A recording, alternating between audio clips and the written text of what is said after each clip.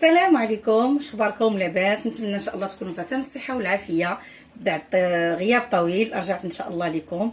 ان شاء الله غادي نقدم معكم طاجين باللحم والملوخيه اللي تعلمته على يد الوالده ديالتي الله يرحمها، على الطريقه المغربيه الاصيله اللي عارفينها جميع السيدات. ان شاء الله نتمنى ان شاء الله ينال اعجابكم هذا الفيديو.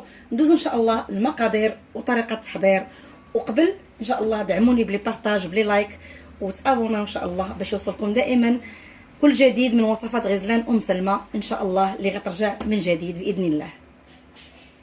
كناخذوا الزيت مقدار تقريبا ديال 4 كاس تاع الزيت. بغيتو ديروا الزيت البلديه ديروها، بغيتو ديروا زيت الروميه ديروها. الوغ درت انا زيت الروميه. ضفت اللحم قدر على حساب الناس اللي عندك في البيت. كناخذوا اللحم كنديروا لي زيبيس ديالنا كاملين، وغندير بصله مشلضه وشويه ديال المطيشه وغنشحرهم مزيان ونتلاقى معكم. الوغ كندير معلقه صغيره ديال الخرق ومعلق، وكندير معلقه صغيره ما عمرهاش بزاف ديال السكينجبير، نص معلقه صغيره ديال الابزار، دويمه ديال الزعفران اللي عندكم زعفران شعره ديروه، وطبيعه الحال الملح دائما كتبقى على حساب الذوق. غندير واحد 2 فصوص ديال الثوم اللي غادي نحكهم.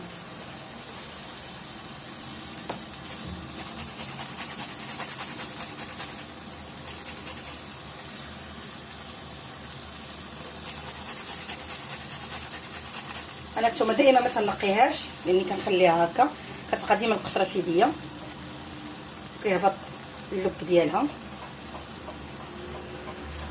صافي كنخلي هاد المقادير كلها كتقلى عندي تتقلى مزيان وتشحر مزيان اللحم في هاد القامه. عاد غادي نضيف باقي المكونات، غادي نخليه حتى يتقلى مزيان ونتلاقى معكم ان شاء الله. من بعد ما قليت اللحم مزيان في داك الزيت غادي نضيف ليه واحد المطيشه وحده محكوكه،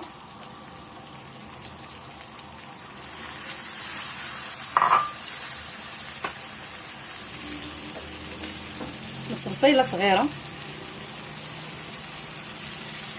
هاد البصله وهاد المطيشه غادي نخليهم يتقلاو معاه مزيان. غندير غير شويه ديال الطربيع كزبر معدنوس وغنخليهم مازال يتقلاو، وغادي نضيف عليه شويه ديال الماء من بعد نروي ونخلي اللحيمه تيطيبوا لي تيدخلهم الطياب. عاد ان شاء الله نخضر بالملوخيه، نحاول نقلب اللحم في هاد البصله ومطيشه باش يدخل فيه مزيان، وغنضيف شويه ديال الماء وغنخليه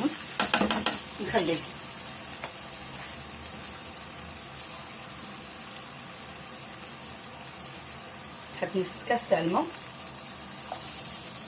وغنسد عليهم ونخليه حتى ان شاء الله يتشحر مزيان هادشي، ونروي عليه ونخليه يطيب. عاد نضيف ليه الملوخيه. وانا باش نيدم الطاجين ديالي درت واحد الطرف ديال الشحمه ديال الغنمي، كيجي بحال دابا اللي ما عندكش الغنمي حيت كتماشى الملوخيه بزاف مع الغنمي.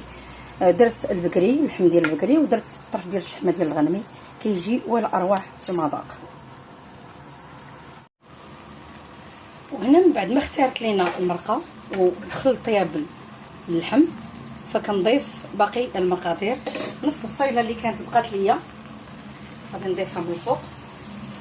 انا البصله درت الاولى ومطيشه باش تصاوب لي التغميره ديال اللي غترافق اللي غتجي معلكه مع الملوخيه. غادي نلوح الملوخيه. بسم الله. الملوخيه كنغسلها كنحيد لها غير الراس الفوقاني وكنقشرها غير منها شي شويه، ما ندخلش فيها بزاف باش ما تخرج ليا ديك الزريعه تبقى ديما مسدوده بحال هكا.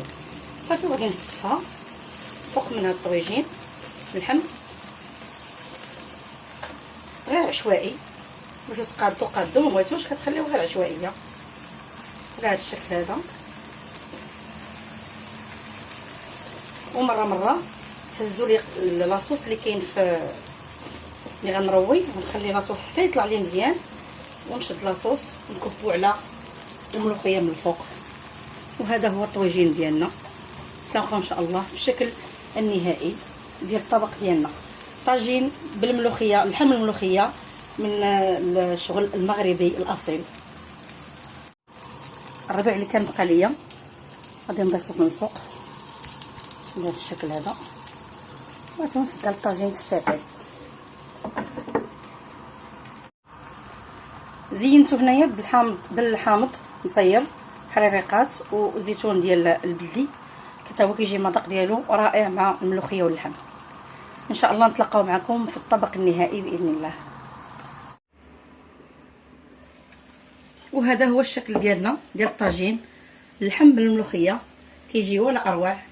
باقي الزويته كتغلي، يعني كتحاول تنشفوه مزيان، يجي ناشف ومدغمر، كيجي معلك ولذيذ لذيذ بزاف. حتى ديك العصابه اللي كتكون في الملوخيه كتطلق وكتعطي واحد التعليكه في مرقه ولا اروع. نتمنى ان شاء الله هذه الوصفه تنال الاعجاب ديالكم. شكرا لكم بزاف بزاف. حاولوا تدعموني في القناه ديالي ان شاء الله باش نحييها من جديد. شكرا لكم بزاف والسلام عليكم. شهيه طيبه.